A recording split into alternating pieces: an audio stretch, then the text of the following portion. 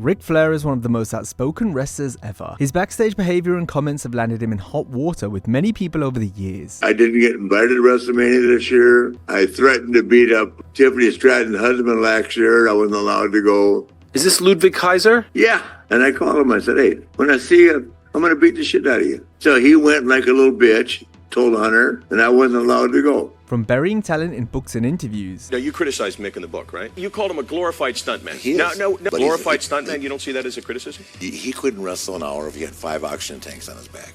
He's not in shape. To holding them down backstage. You know, I was too green to realize what he was doing at the time, you know. He never was an athlete, you know. It's like the biggest pussies want to have the belt, you know what I mean? It's like they want to be pushed the hardest. All the way to disputes with management. We're going to sue Ric Flair, and we're going to put him into breach of contract. And if we don't resolve this, we're going to sue him into bankruptcy. And exposing himself in public. Because Flair stands up over, lays her down, stands up over top of her, unzips his pants, and starts flicking his penis up and down over top of her in this bar. Not to mention threatening physical harm and actually doing it. And while I'm on the phone, Rick comes over and he just starts yelling and screaming at me, "You MFer." And I'm talking on the phone and he starts firing shots at me. He's throwing punches at me. What? Connected 3 times. While I'm on the phone. This video looks at some of the names the Nature Boy had serious problems with and even hated. Being around Bischoff and Russo is enough to make anyone want to just kill them. I mean, today we highlight WWE wrestlers who had real life heat with Ric Flair. You know, for whatever reason, we went from having really good matches to, like, as soon as I won the title, we were just having lousy matches where we bungled up the finish all the time, or something went wrong, or he messed up the spots, or there was always some kind of where it just wasn't quite right all the time. You know, I remember actually going to Vince and going, I think he's sabotaging the matches, trying to sabotage we keep screwing up the finish. And I said, I'm not sure if he's on the level with me because he's ruining the match every night on purpose. When Flair joined WWF in 1991, he was soon paired against Bret Hart. Bret considered Rick a routine man, in that all his matches were the same. This became a point of conflict when they began working together. Flair was the most overrated guy in wrestling. He really was. He was not that good. He couldn't follow anything that you could tell. He could only do what he knew how to do. If Vince or any other wrestler or the guy he was working with said, okay, let's do this, or how about this, he was always like, how about this instead? He couldn't do anything that you laid out. He could only do what he knew how to do, which was the same thing over and over and over and over and over, like Hogan. Flair, however, contends that Bret's work was repetitive, saying that the Hitman was more limited, despite working shorter matches than Rick. he was critical of me, saying I was repetitious, and I would say to him, you know, which he's very outspoken about, I'd say, well, when you wrestle someone for an hour every night for 10 years, you're going to have to repeat something. And that finish of his was 4 moves. If that's not repetitious, I don't know what it is. In his 2004 book, Rick was critical of Bret and his handling of the Montreal screwjob. Flair said that Bret used his brother Owen's passing to further the Hitman's own agenda regarding the screwjob. There was a 3-page quote from Bret, and somebody sent me the day after Owen died. Owen's name was mentioned one time. But why would you mention that? But don't you think that's really going to an area that you shouldn't go? Because why would you have to mention that? I mean, here's a guy who lost his brother, and you're pointing out the fact that you don't like his reaction to the death of his brother. Like, why do you have to mention that? I don't know why I did. It's something that was on my mind. You know, I tell you, I felt bad for the McMahons. I mean, they had to be... You felt bad for the McMahons? I sure did, yeah. Why? Because he made it such a personal issue. But it was personal. Well, personal between him and the McMahons? No, it would be personal between the loss of Owen to his family. The Nature Boy also stated that Bret wasn't a draw, hence why WWF could afford to lose Bret in '97 when he jumped to WCW. Naitch doubled down on these comments while appearing on TSN's Off the Record in Canada. Believe me, if he had been drawing money, Vince would have never said, adios, please, go to WCW. It was also, you have to agree that was a downtime in the industry. Well, downtime or not. They were getting their asses kicked by WCW. It wasn't for us. So if they're getting their ass kicked by WCW, why did that Bret go? Let me read you some reaction to Bret Hart regarding the things that you said. He emailed this to us because, you know, we know him through the show. He said, how can he say that he was any kind of draw compared to me? Many of the house shows and pay-per-views with me headlining were some of the biggest, and not just WrestleManias 3, 8, 9, 10, 11, 12, 13, SummerSlam 92, 82,000 people were there. Also, unlike the NWA or WCW, the WWF actually wrestled in front of real live people and not just chairs for most of my house shows. If he was drawing big money, it wasn't reflective in the ratings. You mean he was on a pay-per-view that had 50 other guys on it? I mean, what are we talking about here? In a kayfabe commentary shoot interview, Bret again criticized Flair's wrestling ability, denouncing him as a star of the bygone era that couldn't hold a candle to Bret's more modern in-ring style. I'm kind of baffled when people tell me that they think Ric Flair was the greatest wrestler of all time. I mean, I was not convinced ever that he was the greatest wrestler that people, or as great as people thought he was. But as far as working in the ring, I found him, I wouldn't say ancient, but kind of a whole different mindset to what my generation was all about. He was locked into the 70s and couldn't break out of that. Bret and Ric are on better terms these days, having put their differences aside. Like Bret, Mick Foley was another who Flair threw shade at in his book. Ric called Mick a glorified stuntman, a comment he clarified on Off the Record with Michael Landsberg. You called him a glorified stuntman. He couldn't wrestle an hour if he had 5 oxygen tanks on his back. He's not in shape. Right. He's not an athlete. Foley previously had bad blood with Flair back in WCW, which Mick talked about in his book in '99. You come back after having a match and feeling pretty good about it, and then it turns to shock, you write in your book, because you run into Ric Flair, who had been waiting for you. This is directly from your book. Flair had just resigned as booker, and I guess he decided to take his frustration and anger out on me. What the hell are you doing out there? Quote, I mean, you do all that shit, and just because you think those two, pointing at Ross and Cornette on the TV monitor, put you over, you think you're over. Don't you understand no one cares about you? You'll be in a wheelchair by the time you're 30, and nobody's going to care. I've thought about that night in Columbus at least 1,000 times since it happened. For several years, I thought about it every day. And as I approached my 30th birthday in 1996, I became obsessed with it. Because they thought I booked him badly when I was the booker of WCW. I was never the booker. Bischoff was. He just put the heat on me. And I think he wanted to be the booker. And even though he will never go out and say he was the booker, he kind of relieves himself, absolves himself of any guilt whatsoever associated even with Steve Austin's departure and people that he had a direct impact on. He was the booker in 2 different instances in my life. When Ric's book came out in 2004, Foley was taken aback by what Flair wrote about him. The hardcore legend decided to confront the Nature Boy about it in catering at a WWE show. This led to a physical exchange that was quickly broken up. I was sitting there with Iron, he throws down the book and said, what's this all about? I got up and punched him in the mouth. He no-sold it. And it was over. Yeah, I may have no-sold it physically. Emotionally, it hurt. So you're in catering when this happened? He went to shake my hand. I wouldn't shake his hand. And I said, you want to sign this book for me? And I had envisioned a lot of scenarios. And never once did I envision Ric getting up and punching me. Like, that was never... Flair and Foley were able to settle their score privately and ultimately put their prior beef into a storyline in 2006. Before his brief run with the WWF in the 90s, Ric was seen as the crown jewel of the National Wrestling Alliance in the 80s. Though the top brass were often at odds with Flair, Jim Herd was one such president who had a standoff with Ric. That's because in the early 90s, Herd wanted the Nature Boy to shave his hair and be repackaged as Spartacus. Did Herd really want you to be the gladiator, Spartacus? Because he says no. Yes. And your response? I went downstairs and probably had as much to drink as I ever had in my life in the Albany Hotel. That's a great picture. Herd has said that he didn't say that. That's bullshit. Jim also wanted Naitch to take a $250,000 pay cut from $750 a year to $500, which Herd says came from the company's owner, Ted Turner. By this point, Flair was nearly a 10-time world champion, so he felt underappreciated by Herd's requests and soon departed for WWF. Do you regret the way that whole thing happened with Flair? It does feel a bit like, pardon the language, a pissing contest. Well, yeah, I do. I always thought that Ric and I were friends, and actually, it turned out that I don't think Ric ever really liked me that much. I was tired of Jim Herd, but I'd cut my hair. You know, that caused me more anxiety. He wanted to call me Spartacus. He wanted me to wear a diamond earring and call me Spartacus. A decade after Herd's reign, Eric Bischoff was at the helm, defeating WWF in the Monday Night Wars for 83 weeks straight, although he too was down on Flair, hence why he disrespected the legendary Nature Boy during a locker room meeting. He said, there's only 3 people in this room that have drawn a dime in this business. It's Piper, Hogan, and Savage. The rest of you don't know shit about drawing money. Good for my self-confidence, right? Yeah, so what does that make you think about Eric? Would you take that personally and remember it as long as you live?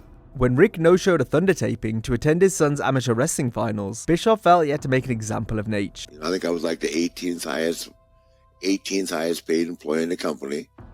I've heard that figure. Why he chose me to make an example of, rather than someone like Scott Steiner or the guys that who didn't go to take drug tests. The former WCW president explained the situation at an Inside the Ropes live show. And he just decided to no-show a couple events because he forgot to ask for the time off for whatever reason. So he just no-showed. And that turned into an issue, and then the legal department at Turner Broadcasting got a hold of it, and it started to escalate, and then Ric Flair sued Turner Broadcasting. I had to make a stand. I had to draw a line in the sand. Probably a couple weeks later, I called all the talent in the room. I said, here's what's going to happen. I am going to sue Ric Flair for breach of contract. And by the way, this was Turner Legal that had made this decision. I just got to be the one to tell everybody. And we're going to sue Ric Flair, and we're going to put him into breach of contract. And if we don't resolve this, we're going to sue him into bankruptcy. The ensuing legal action meant that Flair sat out much of 1998. They sent me a check each week for a year. The minute I cashed a check, I admit that I'm working for them. So I sat home for a year. He agreed to return in the fall after things were hashed out between both parties. To get up in front of the whole locker room and tell them that they're going to break me, ruin my family, everything. As a corporate, I would have been a millionaire.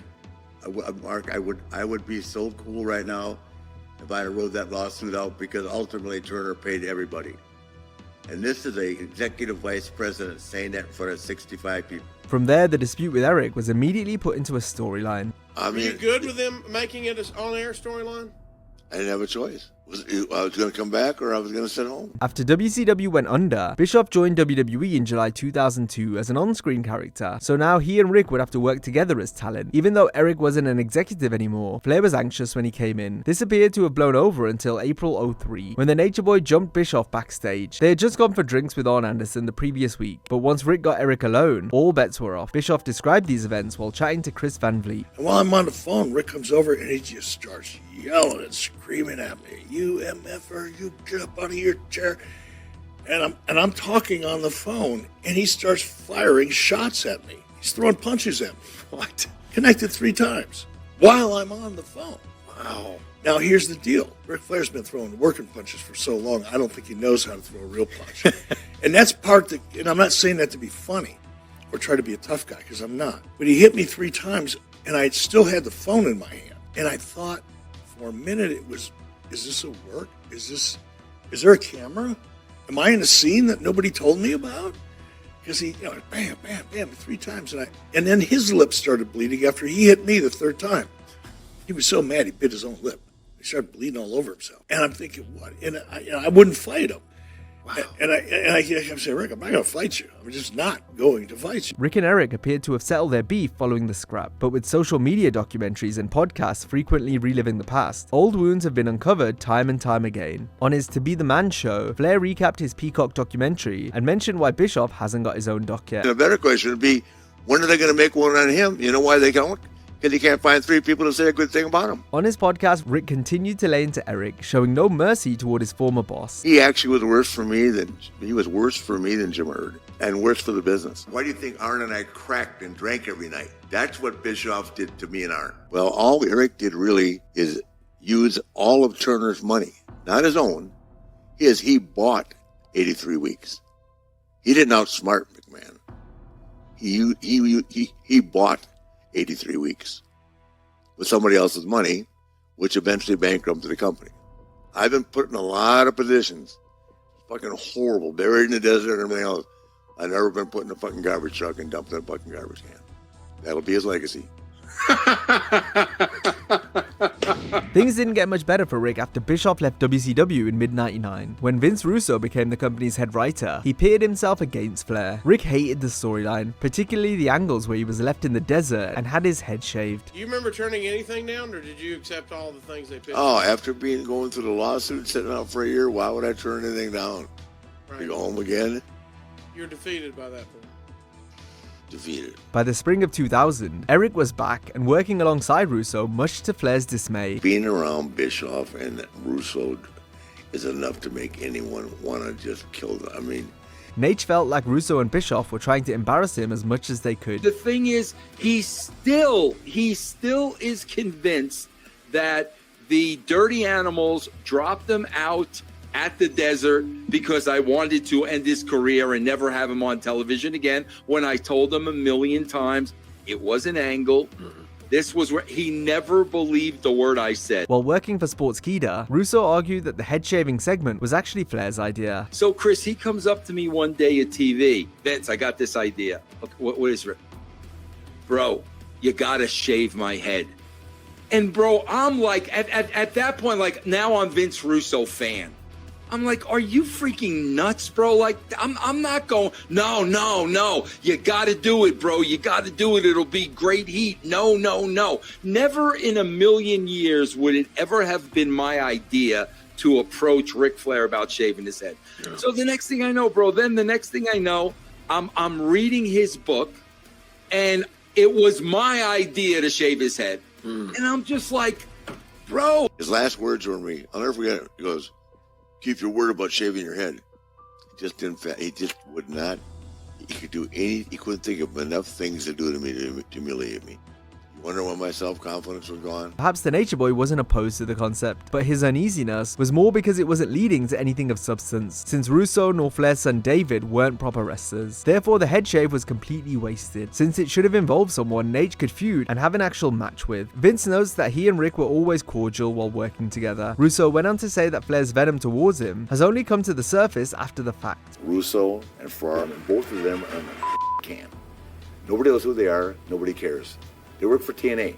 What is TNA? The two later traded jabs on social media following the release of Vice's WCW documentary in 2024. The Nature Boys said that Jim Herd, Russo, and Bischoff were the three men most responsible for World Championship Wrestling going under. Vince responded saying he wasn't to blame and that Rick must be drunk again. The 16-time world champion then apologized, to which Russo accepted. I've had ups and downs, with Ric Flair. I never had a problem working with Rick. We never had a crossword. I always treated him with the utmost respect. Right. I think sometimes Rick falls into the trap of he'll say negative things about me because that kind of gets him over with that crowd. I mean, I know how that works, and I understand it because people will always throw my name out there. Always. And he did apologize, but he's still in that wrestling. He can't get out of it. He can't get out of it. And he won't get out of it. Yep. WCW was completely off the rails during the second tenure of both Russo and Bischoff. After seeing the firestorm that came from no-showing events in '98, Flair couldn't believe it when Scott Steiner went off script in a promo on the February 7, 2000 Nitro. So when you walked down that aisle last week, people at home, all they did was grab their remote, change the channel to WWF, and watch Stone Cold, a person you and your old friends got fired from here. Scott wasn't in a storyline with Rick at the time, yet Freakzilla saw fit to cut a shoot promo on Naitch, full of behind-the-scenes backstage dirt. You know, when I did that interview on Flair, there's the guys in the back that cut his music, cut his mic, we can't. In various interviews with the likes of High Spots, Scott revealed that Rick tried to get him fired following the unscripted promo. Well, I came back and I found out later Flair's in the room crying, and actually crying, you know. But that's the way Flair was. And they actually tried to get me fired. He actually tried to get me fired, you know. Totally untrue. Steiner also said he confronted Flair about this the next day in the parking lot, but Naitch ran away scared. Steiner harbored resentment for Rick ever since Flair made him look bad during a match they had in 1991. You know, I was too green to realize what he was doing at the time, you know. He never was an athlete, you know. It's like the biggest pussies want to have the belt, you know what I mean? It's like they want to be pushed the hardest. You know, it's like the Wizard of Oz, you know, with the curtain down. You see somebody different on one side of the curtain than the other. Backstage, he's the biggest pussy you ever meet. Big Papa Pump believed this to be an act of political gamesmanship, so Naitch could hold Steiner down. I had so many things to get pissed off with the booking committee and the way, you know, everybody kept your thumb on you, you know, for years. Unlike all other entries in this video, Rick hasn't hit back at Scott. He instead questioned why Steiner was so mad at him in the first place.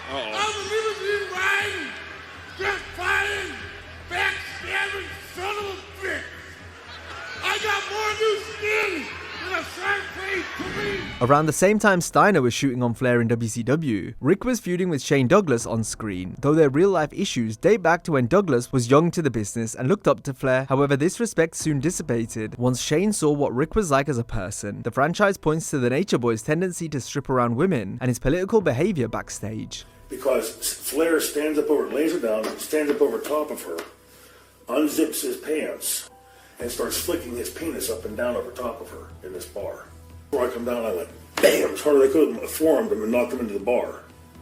And I can still see him like trying to pull his pants up, you know. But I looked around the bar and parents everywhere grabbing their kids and going like this, covering their eyes up and stuff. When Douglas was in ECW, he began cutting work-shoot promos on Flair, as the Extreme promotion attempted, but failed, to bring Ric in for a few matches. Much like they had done with other WCW talent at the time, the Flair disdain essentially became a part of Shane's act, with fans even shouting "woo" whenever there were chops in the franchise's matches, a direct reference from the audience to Naitch and his catchphrase. The Nature Boy responded to Douglas a few times in the 90s, including on the WCW radio show. I think he's a wannabe.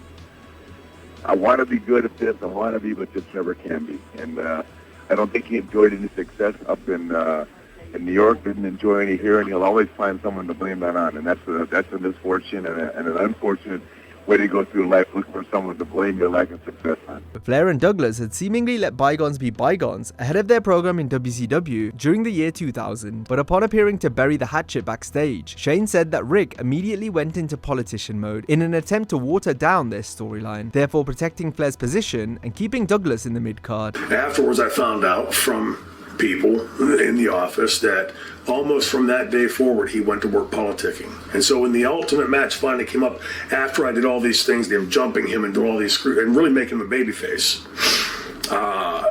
the reason, if you look back at the match, David Flair was involved, Vince Russo was involved. There was all this people, the dog and pony shit show running in. Shane thinks this was Ric's way of getting his revenge. The two continued to trade barbs over the years on shoot interviews and podcasts. That's despite the fact they've been friendly with one another in real life during their brief meetings at conventions. I wouldn't wrestle Shane Douglas for $1 million.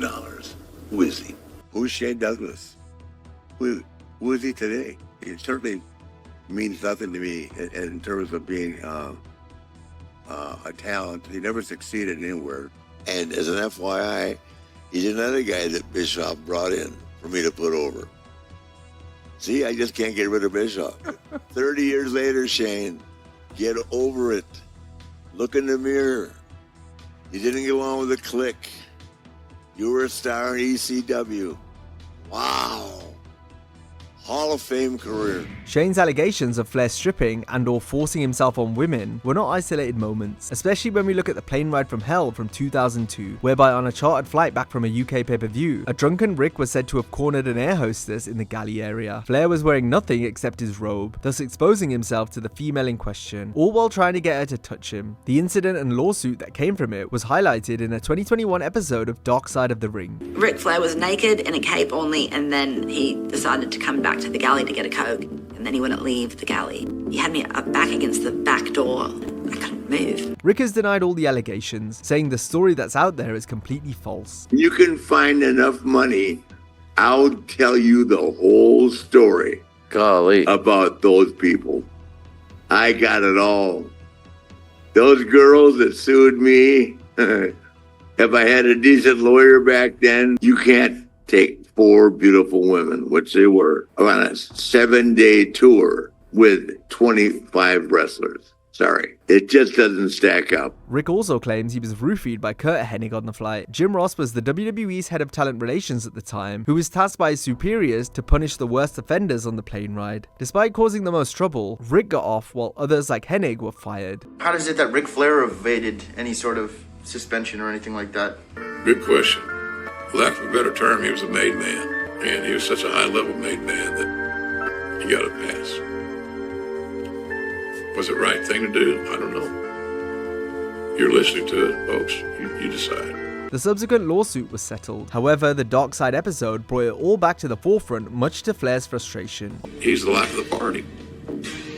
And if you know him, you know where to exit the party and go to your own safe place, or you don't know the rules and you find yourself in deep water. And that may have happened. On his podcast, the Nature Boy fired back at JR's comments. Jim Ross lost every bit of credibility with me in life, in spite of calling me the greatest wrestler of all time, or whatever, induction and all the bullshit, when he jumped on the dark side of wrestling. Because all he is starving for and leaning on life is irrelevant, because he ain't. I don't appreciate it. Jerry Lawler texts me. I don't know how many people said, "What the fuck does Ross mean? We got to know when to walk away from Ric Flair."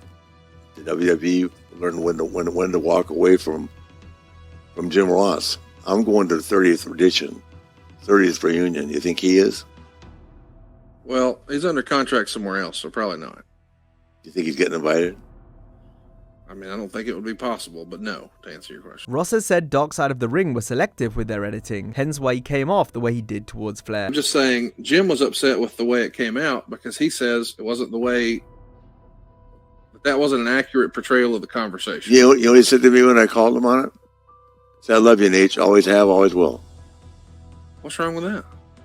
I said, "What the fuck are you doing?" That was his answer. Not, "Hey, I'm sorry." But even at that, it didn't seem like Jim's comments regarding Naitch were out of line by any means, although Rick doesn't see it that way. They're all fucking lucky that I'm a better man than them, because I got to still ran all of them. I just don't tell it. I could have this fucking podcast breaking every record. We'd be running numbers like NFL football if I tried telling stories. On his Grilling JR podcast, Ross told an old story about Flair exposing himself to a female he didn't know. Rick responded on Twitter by taking a shot at JR and referencing how Jim was recovering from colon cancer at the time. It's not just the old-timers that face Flair's wrath though, as Becky Lynch was one of the current wrestlers Rick traded jabs with, though their feud over the Man moniker was quite a tame beef by Flair's standards, especially considering the next personal issue Naitch had with a modern talent, that being German wrestler Ludwig Kaiser. On the April 4, 2025 episode of SmackDown, Kaiser's then girlfriend Tiffany Stratton clashed with Rick's daughter Charlotte. The promo segment went haywire with numerous unscripted lines, including when Stratton brought up Charlotte's 3 divorces. "And when I beat you at WrestleMania, Charlotte, you're gonna be just like you are outside of the ring.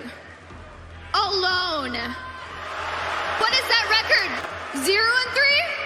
Woo!" Charlotte responded by implying that Kaiser wanted to hook up with her. Hey, Tiffany, is that why Kaiser's in my DMs? Ludwig slapped back on social media with a video of the quote, "Don't flatter yourself." The Nature Boy then got in touch with Kaiser and threatened him. This found its way back to WWE management, and Flair says that's the reason he wasn't invited to WrestleMania 42. I didn't get invited to WrestleMania this year. I threatened to beat up Tiffany Stratton's husband last year. I wasn't allowed to go. A 24-year-old kid being threatened by a 76-year-old man, and I can't go to WrestleMania. Are you kidding me? That English kid, he's going to go as far in wrestling as a gnat. He'll be a fly on the wall in a year. Keep in mind, Naitch was signed to rival promotion AEW, so there was little chance he could have appeared on camera. Nevertheless, Rick called out Kaiser on the Ariel Helwani show in the days following Mania. What happened there? Well, they had that thing, you know, where Tiffany made a smart remark about Ashley's divorces, which we both know she's not smart enough to have written. Somebody gave her a script, and then he implied that that he was implying that he wouldn't bum one off Ashley. And I went, "Okay, I need your number." I got it, which I can get anybody's number I want any minute of any day. And I called him. I said, "Hey, when I see you, I'm going to beat the shit out of you." So he went like a little bitch, told Hunter, and I wasn't allowed to go. And where is he now? Is he even on the roster? Is this Ludwig Kaiser? Yeah, little punk. He's actually in Mexico right now. I'm sure he is. I hope he stays. Though Flair would apologize for the outburst a week later. Now, if you enjoyed this video, be sure to check out our similar video on how Alberto Del Rio burned every bridge in wrestling. Hope you have a great day, and I'll see you next time.